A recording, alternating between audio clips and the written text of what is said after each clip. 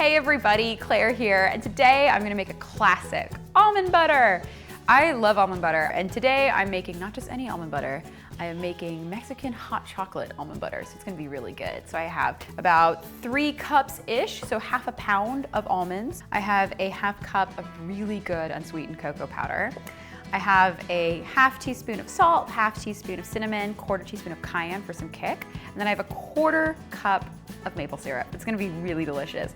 The cool thing here though is that you can use this same idea with any type of almond butter or honestly any nut butter you're making. You don't have to do this flavor profile. You can add any spice you like, you can add anything, honestly. It's like sky's the limit. This is so adaptable and so fun. The one thing I kind of want to mention is I am using a Vitamix, which is like a very excellent blender. You can also use a food processor. The thing is that the nuts are hard, so it does require quite a bit of horsepower to get that right consistency. So just be careful. I wouldn't use any blender because you might burn out the motor. So I would be careful about that. So the other tip is that I actually heat up the almonds ahead of time. I'm not really trying to toast them. I'm just trying to warm them up so that it really releases all the oils. It just makes it a lot more pliable. All right, well, let's get started. So I'm gonna add the almonds. I'm gonna start by just sort of trying to lightly chop them down, and then I always push down everything on the edges so it just is always getting incorporated. And then I'm gonna slowly but surely move the speed up until it's really high and it's breaking this down into like pure delicious liquid. This is what you want. You want it to do this. It should be drippy, it should be gooey. The reason why is because if you were to touch this, it's hot. It's hot almond butter, so it should be really gooey at this point. So this looks awesome, and just for some clarity, since we're definitely cutting for the sake of time, this took probably about like 10 minutes to get right. And once again, it's a thing of where I had it at setting 1 and just slowly did it higher and higher and higher, and then once it looked like it was struggling, I'd stop, scrape, rinse, repeat, basically. So now it's time to add our flavors. So this is gonna be delicious. So first in is the maple syrup, the spices and salt, then the cocoa powder.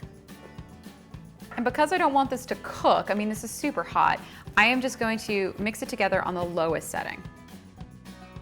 Okay, it looks so good. All right, now giving it a nice big stir.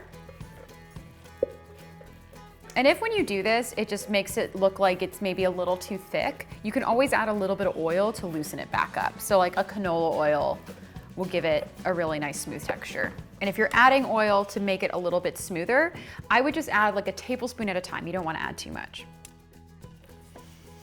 This looks just so insane. I mean, Nutella, watch out, because this is just the dream. Goodness gracious, oh my God.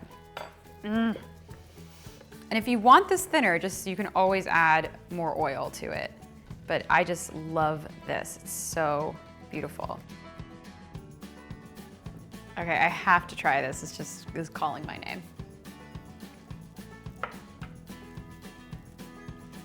name. That is so delicious.